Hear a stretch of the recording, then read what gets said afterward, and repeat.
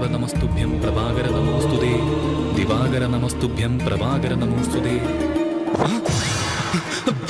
മുത്തശ്ശി!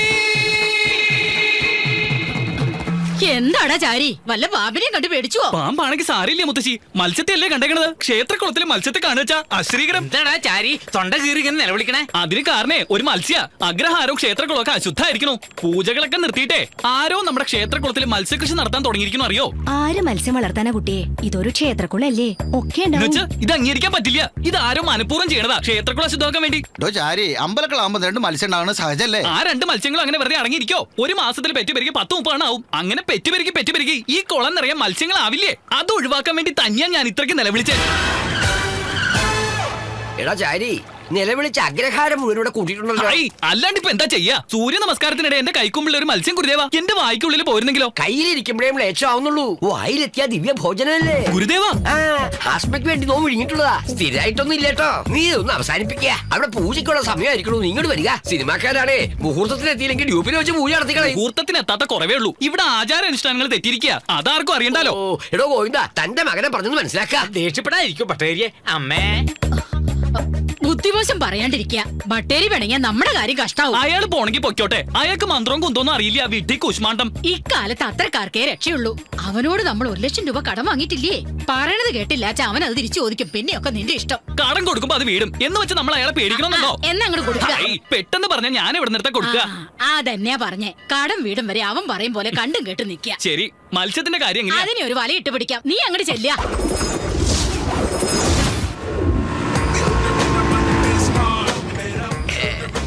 ഇറങ്ങ. പഞ്ചാരയില്ല കാപ്പി. എന്തൊരു പേരാ ഇത്? സിനിമയുടെ പേര് പോണ പോക്കേ. 5 പൈസ ചെലവില്ലാതെ ഹിന്ദിന്ന് അടിച്ചു മാറ്റിയ സിനിമയത്. ചീനീക്കമ്മേ, ഹിന്ദിയിലെ അമിതാഭ് ബച്ചൻ അഭിനയിച്ച പടവാ. അമിതാവിന്റെ പടാ. അദ്ദേഹം ബ്രാഹ്മണൻ തന്നെയല്ലേ? അദ്ദേഹം നമ്മുടെ സ്വന്തം ആളാണെന്നേ. നമ്മൾ ഹൈദരാബാദ് ബ്രാഹ്മൺസും അദ്ദേഹം അലഹാബാദ് ബ്രാഹ്മണനും. എന്തൊരു നല്ല ആക്ടറാണ് അദ്ദേഹം. ബോളിവുഡ് കൈയടക്കി വെച്ചിരിക്കാന്റെ. അത് കേവനാട്ടോ. അവിടെയും നമ്മുടെ ആധിപത്യമാണല്ലേ. കലക്കി കേട്ടോ, കലക്കി. വരിക. എന്തുകൊണ്ട് അത്രക്ക് താമസിച്ചത്? നമ്മുടെ സൂപ്പർ സ്റ്റാർ ഇപ്പൊ എത്തും. സൂപ്പർ സ്റ്റാർ ആണോ മുഖ്യം? മുഹൂർത്തമാണോ മുഖ്യം? പ്രൊഡ്യൂസറെ വിളിക്കുക. പൂജയ്ക്കുള്ള സമയമായി. പ്രൊഡ്യൂസറും ഹീറോയും ഡയറക്ടറും ക്യാമറയും എല്ലാം സരോജ് കുമാർ സാറാ. ഹീറോയിൻ മാത്രം പുള്ളിയാണ്. അതും കൂടെ അങ്ങേർക്കന്നെ ആവായിരുന്നില്ലേ കോശവൻ? സോറി, ശിഷ്യനേട്ടോ. Rocking star Saroj Kumar. Rocking star Saroj Kumar. കണ്ടത്തിലെ കോലം പോലെ ഇരിക്കുന്ന ഇവനാണോ സൂപ്പർ സ്റ്റാർ ഗുരുദേവ? സത്യം വിളിച്ച് പറയണത് എന്റെ സ്വഭാവം. എന്റെ നായികയാവാൻ കഴിഞ്ഞത് നിന്റെ ഭാഗ്യമാണ്. ഇത് നിന്റെ ലൈഫിൽ ഒരു നാഴികക്കല്ലായിരിക്കും. ഇങ്ങനെ നോക്ക്. ആ നാളികേരം കയ്യിലെടുത്ത് ഇഷ്ടദേവതയെ മനസ്സിൽ ധ്യാനിച്ചങ്ങോട്ട് ഉടയ്ക്കുക. സിനിമ സൂപ്പർ ഹിറ്റ് ആവണമെങ്കിൽ മതി. പ്രസാദം, ഈ പടം 100 ദിവസം ഓടാനുള്ള ഒരു അടിപൊളി പൂജ ചെയ്തിട്ടുണ്ട്. ദക്ഷിണ കിട്ടിയിരുന്നെങ്കിൽ ഞങ്ങൾക്ക് അങ്ങോട്ട് പോവായിരുന്നു. പുറത്ത് ഗുരുജിയും ശ്മശാനത്തിൽ ഒരു ചവും വെയിറ്റിംഗ് ആണേ. വൈകുന്നേരം ഓഫീസിലോട്ട് വാ. അവിടെ മാഡം ഉണ്ടാവും. അവിടെ മേടിച്ചോ. കാലത്ത് പൂജ ചെയ്യിക്കുക, വൈകിട്ട് കാശ് തരിക. നടക്കില്ല. എനിക്ക് എന്റെ ഒരു കുഞ്ഞുമാവേ വേണോ അതോ നാനോ കാർ വേണോ? ദക്ഷിണ തരാൻ പണില്ല. ഞാനോ കാർ കൊടുക്കത്രേ. ആരടാ സീനി കയറി വരുന്നേ? അതവിടെ നിക്കട്ടെ. ഈ സിനിമയ്ക്ക് പൂജ ചെയ്തത് ഞാനാ. ഹലോ, നിങ്ങൾ ഇതൊക്കെ കേൾക്കണുണ്ടോ? ഇയാൾക്ക് പ്രായം മാത്രല്ല, പിശുക്കും കൂടുതലാ. ഞങ്ങളുടെ ദക്ഷിണ തന്നില്ലെങ്കിൽ ഈ സിനിമ പണ്ടാറടങ്ങി പോകും. എടോ മാനേജറെ, എന്തുവാടോ ഇതൊക്കെ? ഞാൻ പറഞ്ഞ സാറേ, മാഡം തരുമെന്ന് ഇയാൾ കേൾക്കുന്നില്ല. എന്റെ പൊന്നു പൂജാരി, സ്വിമ്മിംഗ് പൂളിനടുത്തൊരു മാഡം ഉണ്ട്. അവിടെ പോയി ചോദിക്കേ. Madam madam madam. ആ മാഡത്തിന്റെ ആരാടോ ഇയാള്? അപ്പൂപ്പനാ.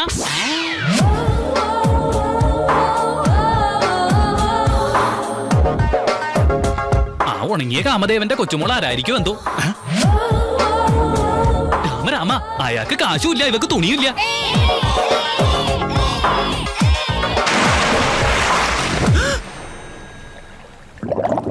അയ്യോ എന്റെ കൃഷ്ണ, ഒരു പെണ്ണ് മുങ്ങിച്ചാവണ കണ്ടിട്ട് ഇങ്ങനെ കൈയും കെട്ടി നോക്കിയിരിക്ക.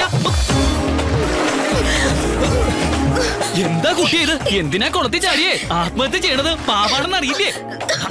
ഇങ്ങോട്ട് കാട്ടുക. വായില് വാവച്ച് ഊതിയ ശ്വാസകോശത്തിലൊക്കെ നന്നായിട്ട് കാറ്റ് കയറി ശ്വസിക്കാൻ പറ്റും. സിനിമയിൽ കണ്ടിട്ടില്ലേ? തന്നോട് എന്നെ പിടിച്ചേറ്റാൻ പറഞ്ഞു. പുണ്യ കാര്യങ്ങൾ ചെയ്യാനായിട്ട് ആരുടെ ഉപദേശം വേണ്ട കുട്ടിയെ. ആപത്തിൽ പെട്ടിരിക്കുകയാണെന്ന് മനസ്സിലായി ചാടി വേണ്ടി രക്ഷപ്പെടുത്തി. താങ്ക്സ് പറയാതെ നീനോട് ദേഷ്യപ്പെടുക.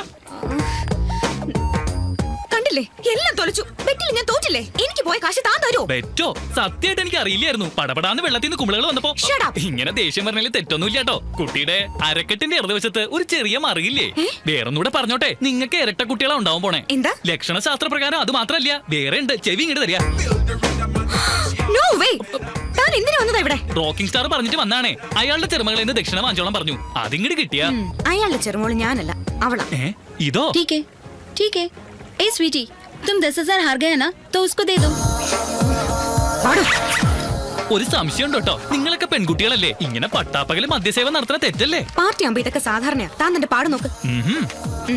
8,000 ഉണ്ട്. ബാക്കി 2,000 രണ്ട് മറുക കണ്ടതല്ലേ, ബാക്കി കട്ട്. കണ്ട കാര്യങ്ങളൊക്കെ പറഞ്ഞാ മൊത്തം അങ്ങോട്ട് കട്ടാവോ? പോടാ. മറുകിന്റെ കാര്യം മാത്രം പറഞ്ഞത് ഭാഗ്യായി. ഇവളോട് ബാക്കി കണ്ടതും കൂടെ പറഞ്ഞിരുന്നെങ്കിലോ.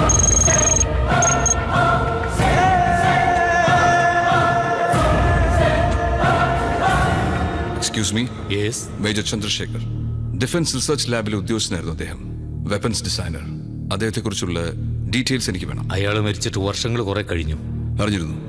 അദ്ദേഹത്തിന്റെ ഭാര്യ ഇപ്പോൾ ജീവിച്ചിരിപ്പുണ്ടോ? മിലിറ്ററിയുമായിട്ട് ബന്ധപ്പെട്ട ഡീറ്റെയിൽസ് എല്ലാം കോൺഫിഡൻഷ്യൽ ആണെന്ന് താങ്കൾക്ക് അറിയാമല്ലോ. റൂൾസ് നിങ്ങൾക്കുള്ളതാണ്, ഞങ്ങളെപ്പോലുള്ള ക്രിമിനൽസിന് വേണ്ടിയുള്ളതല്ല. ചണ്ഡീഗഡ് സെക്ടർ 23 നിന്റെ ഓൾഡ് പാരന്റ്സ് ഇപ്പോഴുമില്ലേ? പാവം, അവർക്കെന്തെങ്കിലും സംഭവിച്ചാൽ രാജ്യത്തെ രക്ഷിക്കാൻ മാത്രം അറിഞ്ഞാൽ പോരാ, സ്വന്തം ഫാമിലി രക്ഷിക്കാനും ഒരു സൈനികൻ ബാധ്യസ്ഥനാണ്. ഡീറ്റെയിൽസ്.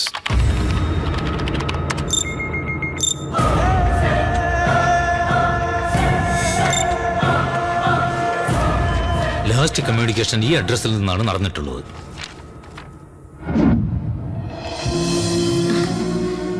വീട് നന്നായിട്ടുണ്ട് മോനെ. അല്ല, നീ എന്ത് ജോലിയാ ചെയ്യുന്നേ? ഇത്രയും വലിയ വീടൊക്കെ വാങ്ങാൻ?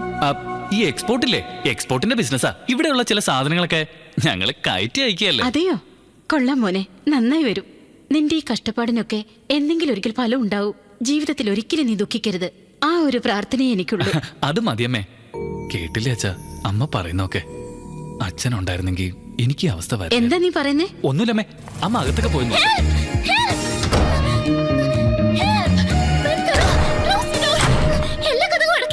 കൊച്ചേ, നീ ആരാ റെയിൽവേ സ്റ്റേഷനിൽ അനൗൺസറോ 3 ഭാഷയിൽ വെച്ച് കീറാൻ? ഏതാടി നീ?